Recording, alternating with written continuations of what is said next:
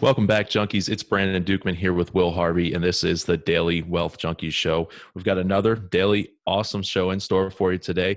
But first, before we get started, once again, follow us on Facebook at facebook.com/groups/wealth junkies and join. And well, you ready to join us on Facebook? Now you got to subscribe to this show so that way you're not missing any of our daily episodes. And with that, I'm going to hand it over to Will to introduce our guest for the day. Thank you, Brandon. Today on the show, we have Joe Apfelbaum. I hope I pronounced that right. Joe, did I? Yes, yeah, you pronounced Okay, it. awesome. So he is the CEO of Ajax Union, which is one of the fastest growing companies in the US. And he's also a LinkedIn influencer. So Joe, with that, can you give the listeners a little bit more about your background and what got you to where you are today? Yeah, thank you so much for having me on the program, first of all. I'm so thank you. excited to be For here. sure. So I remember 10 years ago, I had a vision. What I wanted to do is I wanted to build a multi-million-dollar business, but I had no idea how to do it. I was struggling to keep my full-time job and my 7 side hustles. That's where I got up to. And I was just using a lot of energy to try to keep everything together. I was also 265 pounds, and I was afraid of a lot of things that, looking back now, I didn't even know that I had all those fears.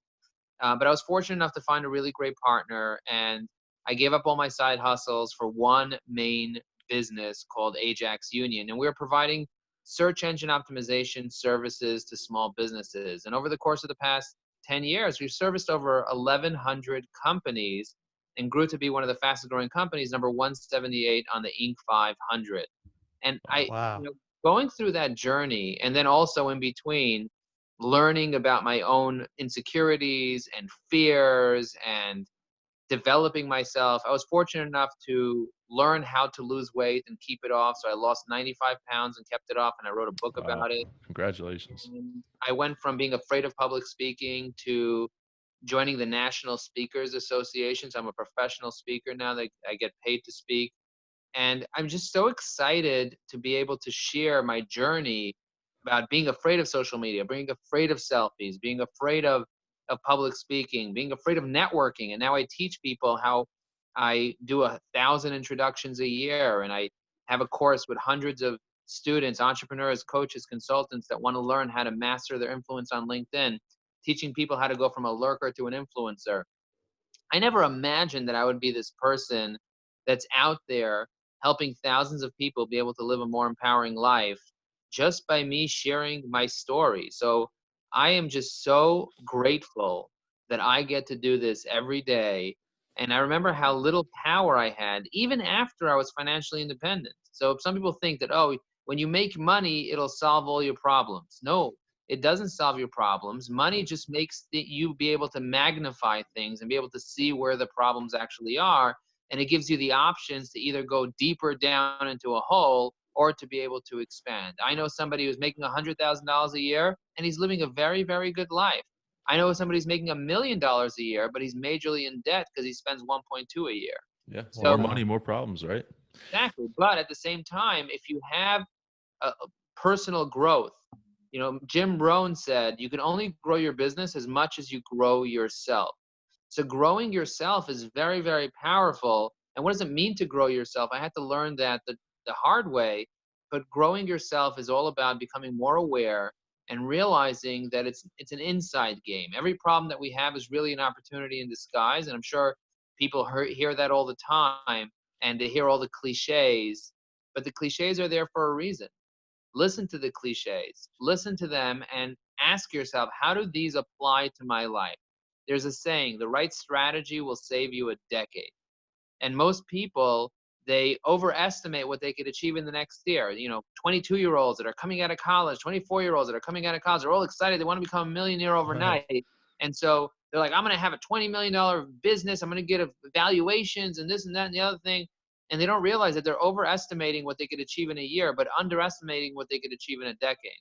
If you look 10 years up ahead and you set yourself a solid plan with solid goals for the things that you want to achieve, I did not do that properly 10 years ago. Like for me, I was like, what the heck? 10 years? What about next year? What Right. about Right. next month? I could be $100 million next month, baby. And that's how I was living my life. And that doesn't allow you to take a moment to step back and work on yourself. And so it took me a lot longer than it would have taken me if I would have taken the time to slow down and to really get to know who I am, figure out my core values, my purpose, my strengths, my why, all this stuff before accelerating.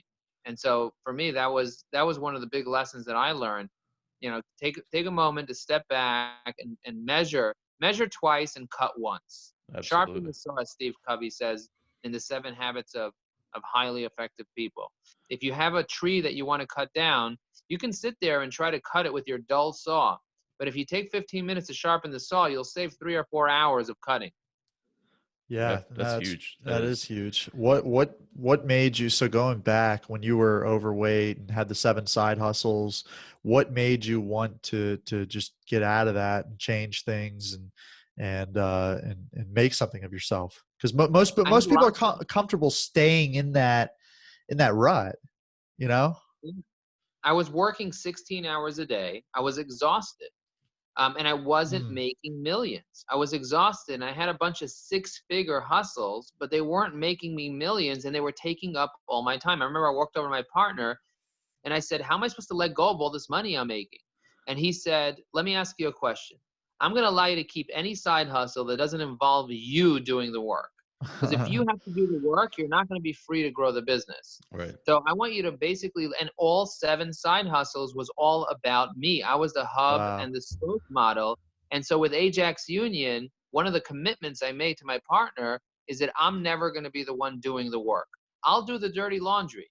I'll clean the floors. I'll do the IT. I'll go out and buy lunch for the team. But I will not be doing the work for the clients. I will do everything Yep. else. I will do the recruiting. I will do the systems and processes. I'll do the sales if I have to. I'm not have no problem cold calling. I've done over 10,000 cold calls in my life. But once I close a deal, I don't do the work because Hmm. my goal is to be able to have other people do the work. So when Yeah. I sell, when I'm out there and I get a client to spend $200,000, $300,000 with my agency, I'm not the one doing the work. And I tell that to them straight. I said, I'm a big talker. I can talk you down. But before you sign up with my agency, you got to see if my team is the right team for you. Because you're not buying Joe Apfelbaum, you're buying Ajax Union. You are investing in a company that's going to help take your business to a whole new level, not me. I'm just here just to facilitate and to make sure that we have the right people in the right seats, that we have the right amount of cash in the business, that we have the right vision, that everybody's doing the best possible that they can, coaching the employees, working with the clients to make sure that they're happy, but not actually doing the work, which is a very different way of thinking than most people that have businesses. Because most people, they say, why should I pay an employee to do the work if I could just do it myself and save all that money? But what they Right. don't realize is that they're actually just creating a job for themselves instead of Right. being a business owner. Yeah, yeah. And then you just become an employee of yourself, essentially. And You they're know, devaluing what their time is worth. Have you so you said a lot of things and it reminds me of the EMyth. Have you read that? Yeah. Michael Gerber is a very interesting character. I mean, if you Yeah. see him on LinkedIn trying to make it on LinkedIn, he's not making it. Oh, really? He's doing all the things wrong on LinkedIn. He does all the things right on business, but he's not necessarily a marketing master. He's a business and that just shows that you can have the most perfect business with the most perfect processes in place. But if you don't have the right strategy for marketing, you're going to fail every single time. Because like I said before, the right strategy will save you a decade and lots of energy, lots of activity. But without strategy, you're basically just spinning your wheels like a hamster going around and around and around and around, just posting things on Instagram, hoping for the best. You Right. can post on Instagram 1,000 times a day. Gary Vee says you have to post 100 pieces of content every day.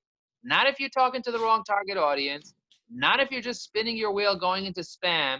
There's a whole idea about consent. And now with the whole Me Too movement, now we're talking a lot about consent, right? Right. And most people, when it comes to marketing, they don't understand what consent is. I was having a conversation with my sales reps just now. And I said, guys, what does consent mean? And we're having this whole conversation about it. And they're like, well, asking for permission. And I was like, why would you just send somebody a link that they didn't ask for? He's like, what? Why don't we just send them the link so that they can watch it?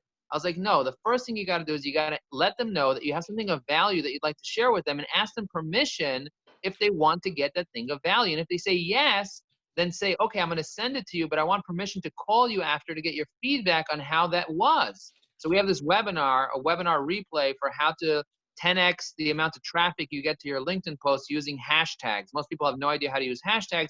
I reverse engineered 4 different ways to use hashtags properly. If you put too many hashtags or too few hashtags or the wrong hashtags, it doesn't work.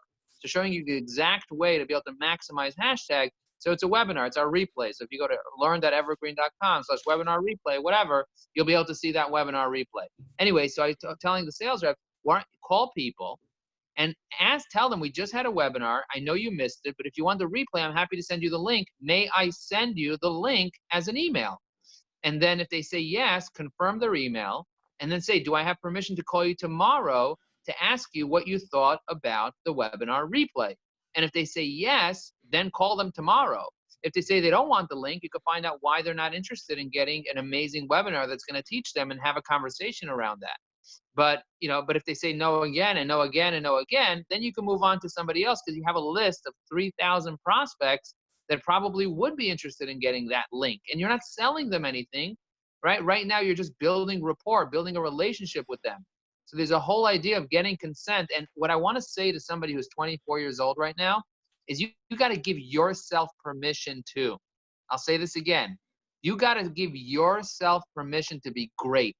You got to give yourself permission to push past your fears. You got to give yourself permission to have responsibility in your life and take 100% responsibility, and stop making excuses or caring about other people's opinions and having all the reasons, because you could either have reasons or you have results. And in my life, if I want to be successful, if I want to achieve my goals, I need results, not Absolutely. reasons. Yeah, you're just going to be sitting there and say, well, if I did this, I could do that and this and that, but Yeah. you got no results. So that's awesome. That's really interesting too about the consent thing. So, don't be like a lot of people are. I mean, I get that crap all the time. People just unsolicited coming into, sending you direct messages on Facebook or emails or wherever it may be. And that's kind of like you said, have it be consensual. Don't Harvey Weinstein them or anything like that. Don't be creepy. Let's just say that. Let's just be straight up. Don't be that sleazy sales guy that nobody wants to talk to. Instead, be that smooth operator that slides into the DM, babe. You got to slide, not jump into the DM and stab the person in the eye. Exactly. You got to buy them a drink. You got to wine and dine them. You got to, yeah, exactly. Yeah, and even before you buy them a drink, you can walk over and say, hey, I love your energy. Can I chat with you? Are you cool? And it just kind of like play the game. Greeting. I always tell people, before you start feeding people, before you buy them drinks, start greeting them. Have a greeting. And don't say, how are you? Because everyone knows you don't care how they are. Right. Be more creative and do some type of greeting, like happy Thanksgiving. Nice to see you here at the bar, whatever. Have a nice conversation with somebody that's light, and then you can turn it into feeding, buying them drinks, inviting them to webinars, whatever. And then eventually you could meet with them and take them out and maybe marry them. Yep. Guys, he's teaching you about business stuff and dating. I'm writing notes down over here. It can go both ways. So what are some of the? I'm curious about your story. Really resonates with me because you said you had these side hustles and they were very lucrative from what it sounds like, and it was hard to give that up. That was kind of the situation I was in. I didn't have 7, but I was in the mortgage business and just running around like a chicken with my head cut off, making good money, but everything bottlenecked at me. I had no systems and processes. I didn't own anything. I was just an employee at this company. And I just never could see a way to scale that. At the time, I didn't know what scale meant. I just thought in order to make more money, I just need to work more hours. So can you just explain what you did to prepare to jump out and ultimately leave those behind? Because I think so many people get stuck in that, and it's the golden handcuffs. Well, what I'm going to tell somebody is if you have a full-time job and you're making, let's say, $70,000 to $150,000 a year in your full-time job, you're doing pretty well and you're probably comfortable. And that's okay. And that's enough for most people. The average American is making $50,000 a year. So if you're making more than the average person, you're doing better than average, and that's great. But if you're one of those few entrepreneurs, right? If you're in the 2% or in the 1% of people who really want to be financially free in their life, you got to think differently. You got to take some risks. And when I say taking risks, I mean, if you keep your job, you're actually doing yourself a disservice long term. So instead of just quitting your job, I never recommend quitting something before you prove something else, because that's not even taking a risk. That's just being dumb. It's What you reckless. want to do, is you want to try to find something that you can do that will replace your current salary. So what happened was before, so I went over, so I had 7 side hustles, right? One of my side hustles was Ajax Union, believe it or not. So 18 months before I actually quit my full-time job as the CMO of the watchery.com, I started Ajax Union with a partner as kind of like a side hustle. In the first year, we generated, let's say, 200 and something $1,000. We had a few employees, but the business didn't have enough money to pay me a salary, right? Multiple six-figure salary. Didn't have enough business to do that. But in the year 2, when we were on pace to do 500,000, at that point, my partner's like, listen, we need you in the business full time. If we want to take this to $1 million, we need you in the business full time. So my mentor at that point was the CEO of the company. So a lot of people are afraid of their CEO. They're not going to sit there and treat them like a mentor. So that was a big lesson for me. Always treat your superiors as your mentors and go to them. Tell them what you're up to. Tell them what you'd like to accomplish. Tell them what your goals are. And so I always used to tell him, hey, one day I want to be a CEO of a company like you. I helped him build his company from 3 million to 40 million in revenue. And I watched what he did there. And I was running a division with 200 people, and it was amazing. And he sat me down and he said, listen, Joe, I see your business is really taking off. You guys are on pace to do $500,000 this year. If you leave right now, you'll probably do $1 million, and then you'll keep growing the business and you'll turn it into a very nice business. I want you to be your own CEO. So I'm giving you my blessing. I'm not firing you because I love you here and I want you to stay, but I'm giving you my blessing to go work for yourself full time. And not only that, I will become your biggest client. Wow, So I that gave is him cool. a big hug. So for me, it was a no-brainer. I walked into the office and I told my partner the good news. Hey, I got us another client, but our biggest client. And at that moment, I was able to quit my job, but I had to also quit all the other side hustles, because if you really want to be successful, you got to focus on one product with one business for Mm-hmm. 1 year with one partner, really go deep, and to build it out properly. That's what I did. That's what I understood then. To do it. But the bottom line is, for me, I had to go through this process in order for me to be successful, and focus was what I learned.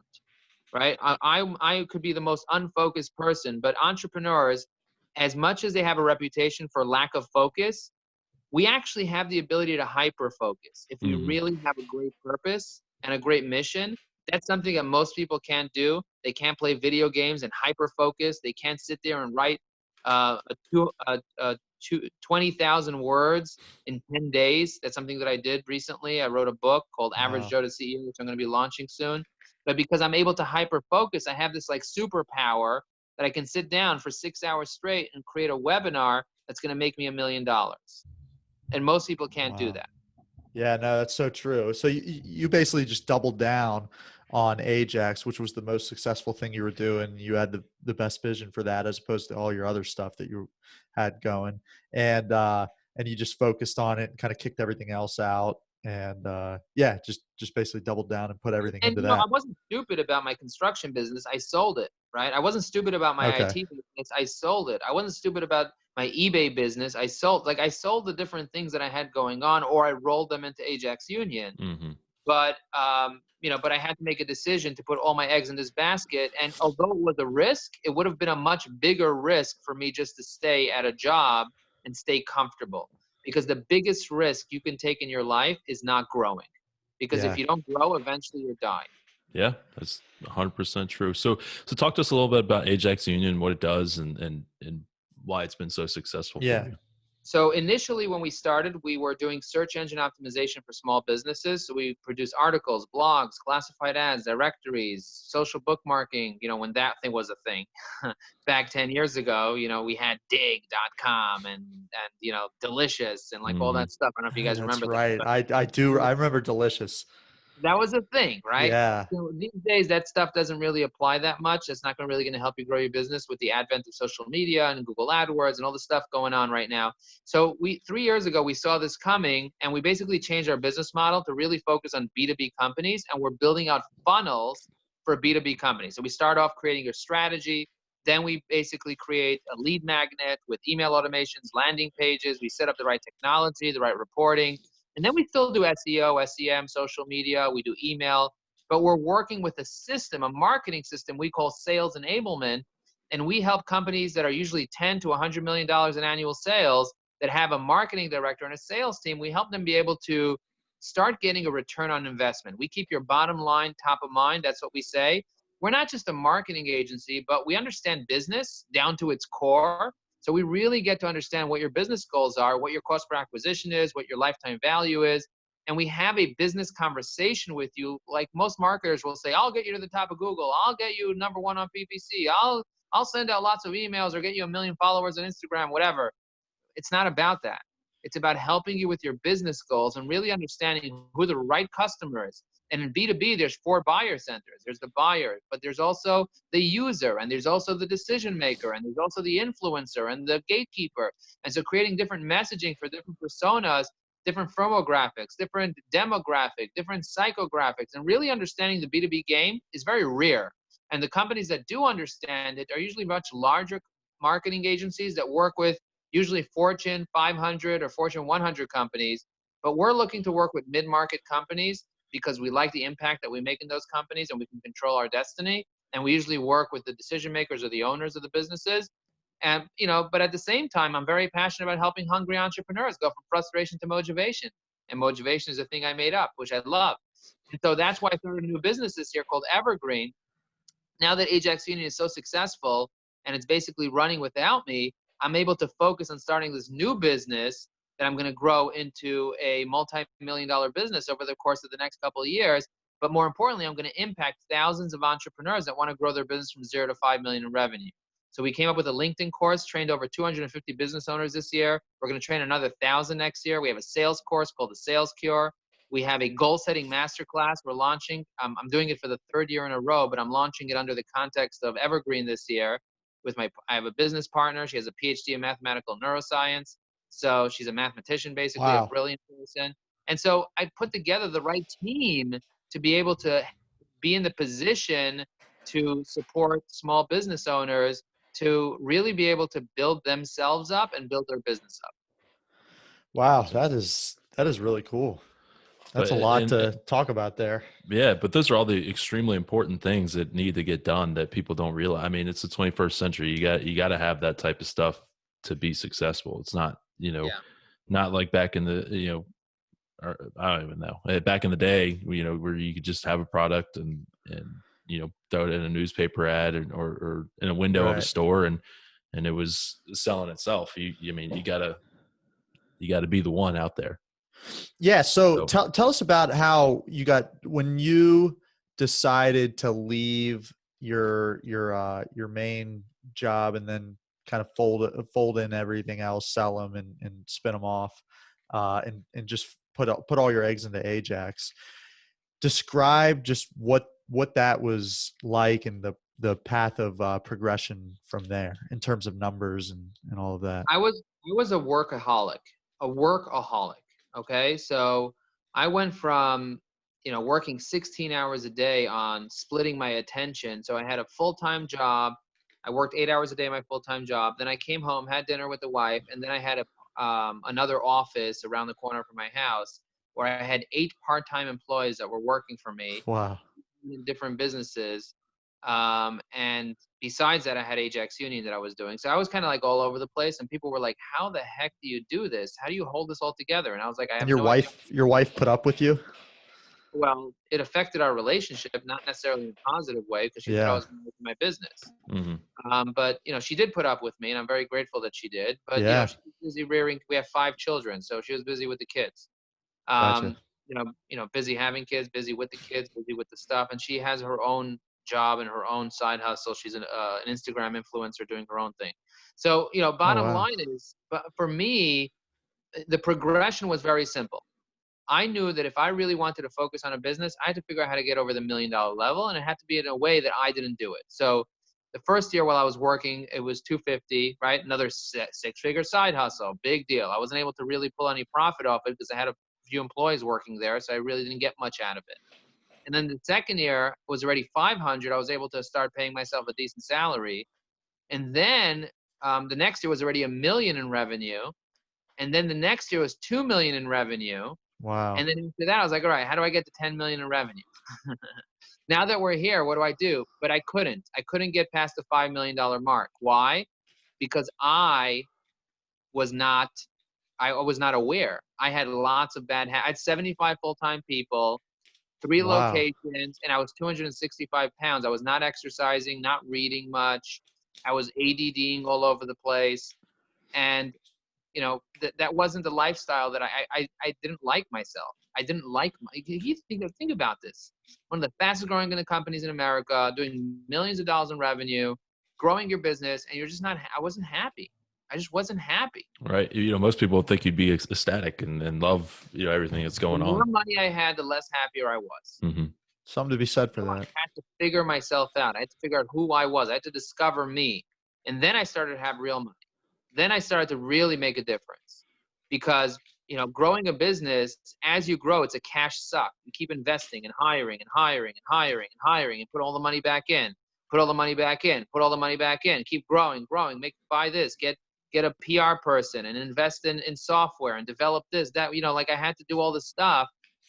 And for me, I had to learn very, very quickly that instead of having 1,100 clients, I can make the same amount of money, if not more money, with 24 clients. Instead of having 75 full-time people, I could have 30 freelancers. And I could have a handful of people in a WeWork instead of me having 3 offices where I have to go crazy. Right. So now my business is completely different, right? I don't have 75 people because I don't want to have a bunch of hurting people where I have a revolving door with people just coming in and out and hiring and firing and dealing with issues and Department of Labor and who knows what. Like, you have no idea what I had to deal with. So you got lean and mean. I did not want to deal with all the BS. So we got lean and mean, but it literally took me 5 years to get to where I am today after I realized I don't want this. And then I had to figure out, okay, so what do you want? So it took me 2 years to even figure out what I do want. And then after that, writing the vision on the wall and then reviewing it every single day with my employees and then getting to that vision. And while seeing the progress on all fronts, it was very, very powerful. And on my own personal development too, is unbelievable. What is that vision? Unless it's something proprietary or No, that you it's can't. not proprietary. I share it with everybody. Amazing clients, amazing employees, amazing synergy. So you might say, like, what the hell is that? What the hell does that even mean? That means that I love my clients, every single one of them. I love my employees, and I would rehire them, every single one of them. And we have an incredible synergy where our employees and our clients work really, really well together because we have 3 core values that they all adhere to: amazing communication, ownership mentality, and versatility. Now, if you asked me what a core value is 10 years ago, I would have laughed in your face and said, get the hell out of here. What the hell are you even talking about? Let's close deals, baby. Let's make some money.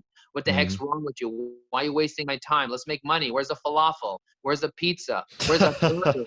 Where's the french fries? Where's the Coke? Like, where are my cigarettes? What the hell? Buy me another case of cigarettes from Mexico. I don't want to pay taxes on cigarettes. Whatever. Right? That's where I was. That's where my head was. I wasn't thinking. I wasn't growing. I wasn't exercising. I wasn't reading the way I should have been reading. And so now what happens is I'm a completely different person. Now I'm on a personal mission to help 1,000 hungry entrepreneurs go from frustration to motivation. I turned 40 3 days ago. And one of my goals 5 years ago was, when I turned 40, I want to retire. And I can officially say I retired. I retired. Wow. Really? I didn't need my business is running. Yep. I have investments. Like, my life is good. I'm living a great life. And I'm not worried about other people's opinions. So I can retire today. That's the beauty of where I am right now. Now, at 40 years old, am I going to retire? Absolutely not. I just started another business this past year.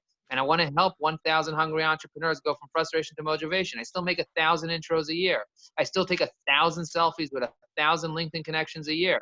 I still have 1,000 phone conversations with people, and many of them I record them and put them on to my podcast called The Breakthrough Maze.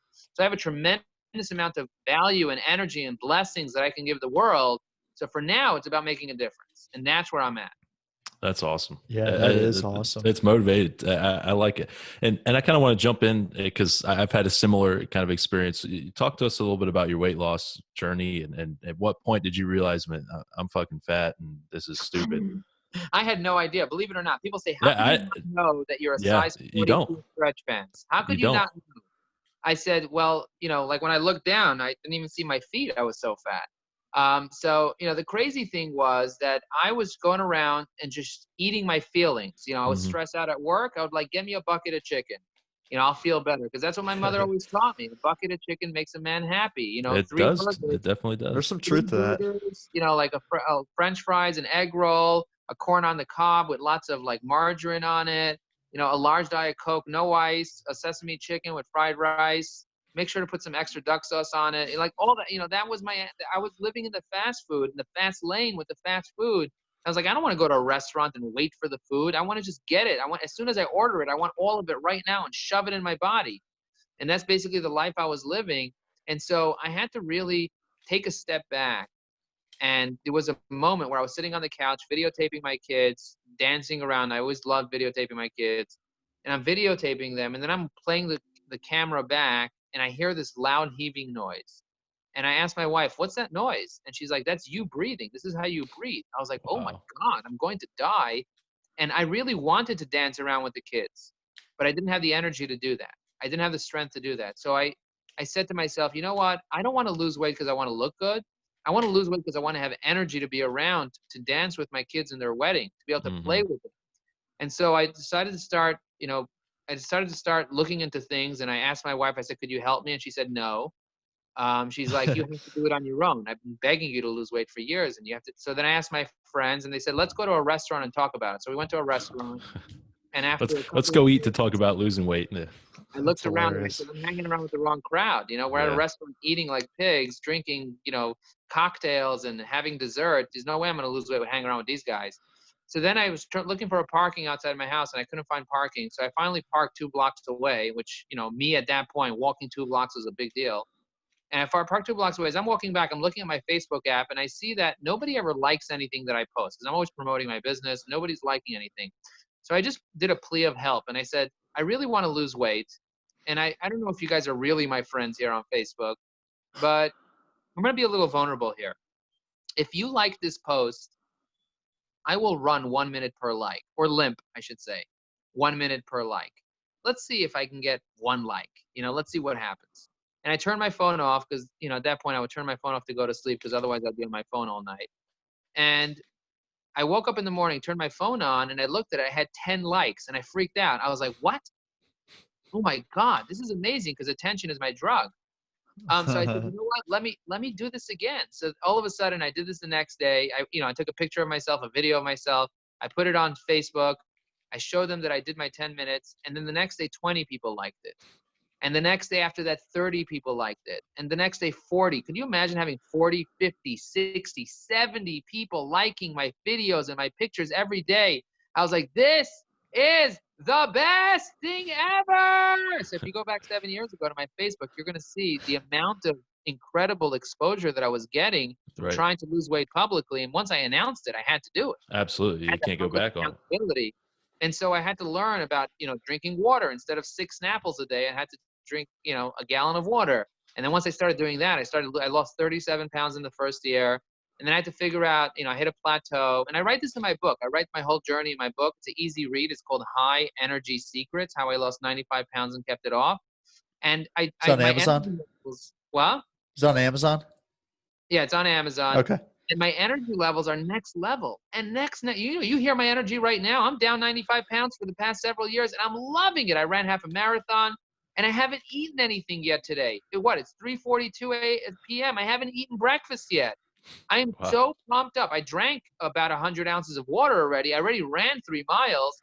I run Wow. 1,000 miles a year. I love running, but I am not. Food doesn't give you energy. I had to learn what electrolytes were. I had to learn what hydration was. I learned how to breathe, how to stretch, how to live, how to speak, how to grow, how to contribute, and that's what gives me energy. That's awesome. That is And awesome. it's true. You don't think about that stuff. You just think, "Oh, I'm hungry. I'm going to go eat." And I was in a Most people similar think the same thing. situation, and you don't realize the shape you're in until after you've made that change. And Yeah. Yeah, it's I'll never do it again. I'll never get yeah, fat again. I'll never, never, never, never get fat again because I know the science. I literally know the step-by-step process. Like once you get out of debt, or once you're done with that and you make real money, you don't go back into debt. I mean, Right. if you have several $1,000,000 and you learned your lesson and you know how to spend less than you make, win the lottery, believe it or not, lose it within years because they're not ready for it. So those Right. yo-yo diets are there for a reason. You lose it quick, you gain it quick. I didn't lose it quick. It took me 3 years to lose the weight, but then I kept it off for 5. Yeah, it's because you never. I mean, I can relate to that. I've never really struggled with weight, but um, with the whole once you get to that deep dark place, you never want to go back. And that's for me, it's drugs and alcohol. Just having that in my past and getting sober and all that. You know, I never want to. You know, I have sneaking thoughts that come in, and you know, maybe smoke some weed or do something, and I just think about where I was And and and and never want just to go back. And just because you smoke some weed now, it doesn't mean you're going to go back, because 2 days after you're done, right? Maybe you'll have a mushroom or something and you'll be like, you know what? Yeah, this is not what I want. Maybe I'll Right. have a thing of French fries and then I'll feel terrible about it because it doesn't have, I don't have the energy anymore. I want the energy. I want to feel life. I want to feel life. I want to be alive. So I want vitality. If you're Yep. listening to this, write down the word vitality. Most people don't say this word. But I want you to feel alive. I want you to feel alive. And that comes from understanding how energy is transferred in your body. And that's why I wrote the book, High Energy Secrets, because I had to learn where energy comes from. And it's definitely not from food. That's exactly right. That's So awesome. what are some of your and I know you went over your vision board and all of that, but what are some what is your vision with your company moving forward? Where do you want to go? So my goal is to be able to have the type of company where people can work from anywhere. That's what Okay. I want. And that's why I got a WeWork to prepare people for that. So most of the time people work from home. Um, I'm at home right now, right? I can work from anywhere, and that's what I want. I want to create that environment The where I Tim could hire Ferriss type people. of thing, yeah. Yeah, hire people from anywhere in the world doing anything for me. And so all of our people are basically just doing their thing, right? And they're responsible. They have ownership mentality, versatility. So I want to keep growing the business. We're a very, very profitable, very successful company. And for me, it's about bottom line, focusing on making sure that we have a healthy bottom line and that our clients have a healthy bottom line as well. And they continue to grow that way. So that's my vision for what I really want to do in the future is help 1,000 hungry entrepreneurs go from frustration to motivation and be able to help 1,000 people grow their business from 0 to 5 million in revenue. And that's where I'm going over the next decade. That's awesome. I love that. And Joe, I wanted to ask earlier, and I kind of slipped my mind, but talk to us a little bit about just kind of how to optimize, your LinkedIn profile or your posts, just to kind of get the traction, a little bit more traction, So and for a some of lot the mistakes that you see that people are making. Yeah, for a lot of people that don't know this, I've gone from a lurker to an influencer. I used to be a total lurker 10 years ago, and now I am I'm influencing thousands of people. My goal is not to go viral. I want 1,000 people to see me 1,000 times a year, but I've had 4.2 million people see me in the past year. So there are 3 things that you should be doing on LinkedIn every day if you want to be successful. Most people are on their feed, just lurking around, looking and just waiting for things to happen. And if you build it, they will come, not true. You know the saying, if you build it, they will come, not a true. Hmm. It's a lie. You have to market it. You need visibility, you need credibility, and you need to reach out to people. So if you want visibility, you got to post. There's 650 million people on LinkedIn, but only 1 million posts go up a day. And most of them are coming from me. So nobody's posting. Me and Gary Vaynerchuk are posting. Nobody else is really posting. So if the average CEO has 930 connections, maybe 2 or 3 or 4 other connections will be posting daily. Everybody else will be dabbling. So if you're the one that's posting daily, you're going to get the visibility. But you got to post the right way. There are 6 different types of posts. There's evergreen articles. There's media, video, images, GIFs. There's lots of ways to do things. So that's why we teach people the right way to do it. But just know you have to be posting every day. The second thing you got to do every day is engaging. Most people are not liking, not commenting, not endorsing, not mentioning, not recommending, and they're not doing it the right way. So if you do it the right way and you do it strategically, you're going to get lots of credibility on LinkedIn. And then the third thing is messaging. Have you ever got a salesy message on LinkedIn? It's the worst thing ever, right? Yep. It's Of like no course. consent. It's a I pain in can't the delete ass. them fast enough.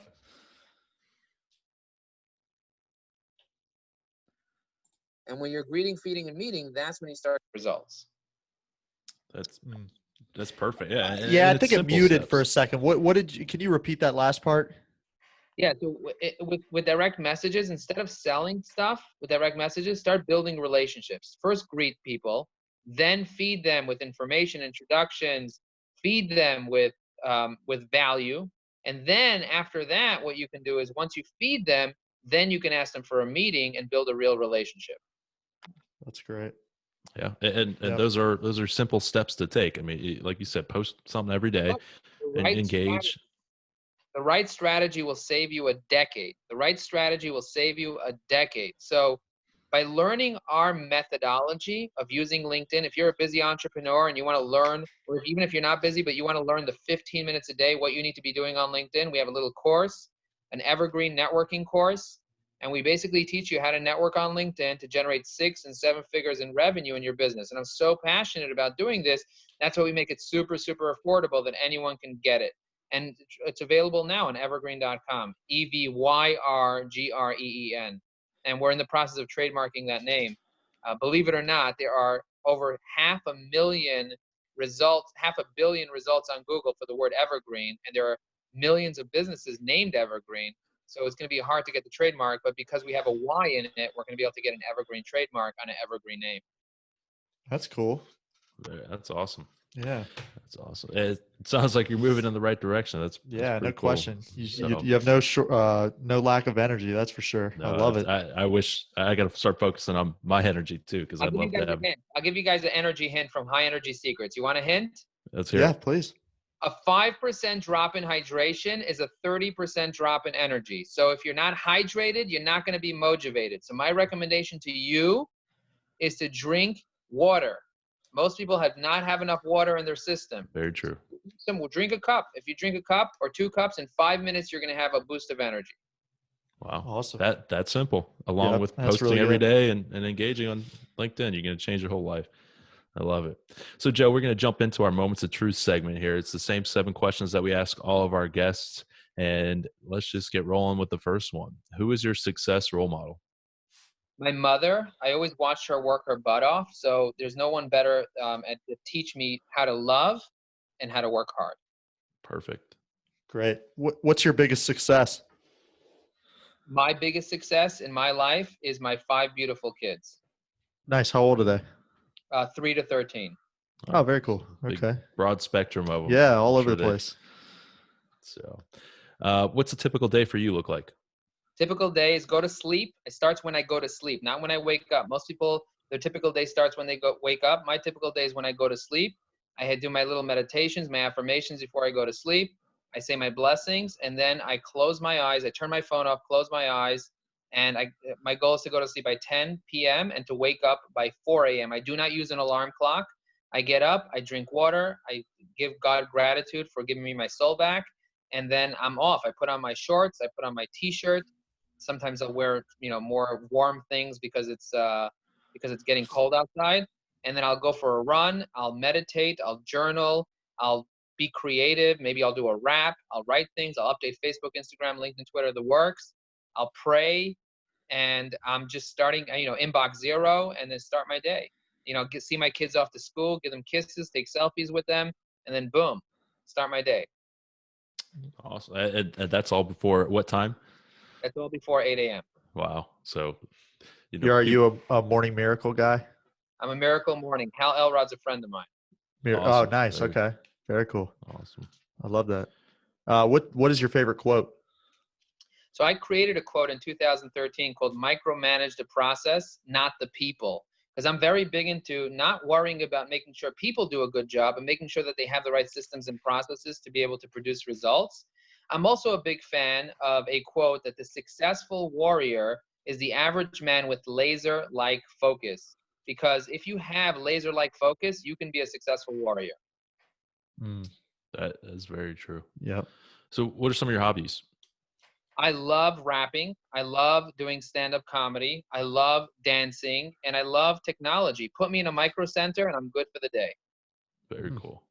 Yeah, that is cool. What's the best business book that you've read? Think and Grow Rich is one of the most powerful books, and I'm sure you hear it a lot, but I'm not going to use that book. I'm not even going to use the 7 Habits of Highly Effective People or How to Win Friends and Influence People. I'm not going to talk about that. What I'm going to talk about is a simple book by David Allen called Getting Things Done. Most people have no idea how not to procrastinate. It's a book that you'll procrastinate reading if you're a procrastinator, but it's a powerful book that gives you the systems and processes that you need in order for you to actually get things done. I think I heard him talk on Tim Ferriss's show, and He's unreal. it was really good. Yeah, it was the, what is it, GTD? That's GTD, yep. That he's awesome. I highly recommend that. I Best haven't read the book, but I've listened to him, and he has awesome stuff. Go read the book with a highlighter. Yeah. I'm gonna have to. I've got a huge reading list. Every time we do an interview, I'm adding a book onto the reading list, and it's just so that's awesome. But Joe, last question here: if there's one key piece of advice you could leave our listeners with about achieving success, what do you think it would be? If you want to succeed, figure out somebody else that has already done it and follow them and learn what steps they took. Why? Because success leaves clues. Don't try to figure it out on your own. If there are mentors or coaches you can hire, if there are courses you can take, if there are seminars that you can go to, if there are podcasts that you can listen to, don't be stupid. The right strategy will literally save you a decade. So go find someone that has done it already. Don't reinvent the wheel. Use the wheel. Leverage the wheel. And that's how you're going to get to the top. That's great. Absolutely. Yeah. And a lot of those people are, not necessarily, they don't have to be the top famous people, but they could be like the millionaire next door type deal. And a lot of those individuals are very willing to help and assist you, if you have that passion. So that's, yes. Yeah, that's right. It's perfect. So Joe, obviously you're on all the social media and stuff, but how can our listeners get in contact with you and I'm going to give one call to action. Go to my LinkedIn page. Go to www.joelinkedin.com, J-O-E, LinkedIn.com. Read my about. Most people don't read it. It's only 2,000 characters, very short. Read the whole thing. And there's even an article there. If you want to read more, there's an article there that really goes through who I am and what I'm about and the 7 things you can do to really get to know me. But follow me on LinkedIn, connect with me. Let me know that you heard me on this podcast. And I'll be more than happy to accept, even though I have 3,000 people waiting to connect with me on LinkedIn, I'll accept you if you tell me that you heard me on this podcast. And I want to get to know you. Tell me your story. Tell me your goals. I want to be able to help you grow whatever you're trying to do. That's huge. Awesome. That's awesome. Well, Joe, I sent you a request as well, but I will make sure I send you a little note in there so that guys. I mean, he has tons of people knocking at his door, and he just gave you permission to go and connect with him and really learn from him. So I mean, I would do that in a heartbeat. So that's awesome stuff, Joe. We really appreciate that. All right. Thank you very much, guys. Thank you for having me on the show. It was a pleasure. We'll talk soon. Bye. Absolutely, Joe. Yeah. Thanks. Thanks, Joe.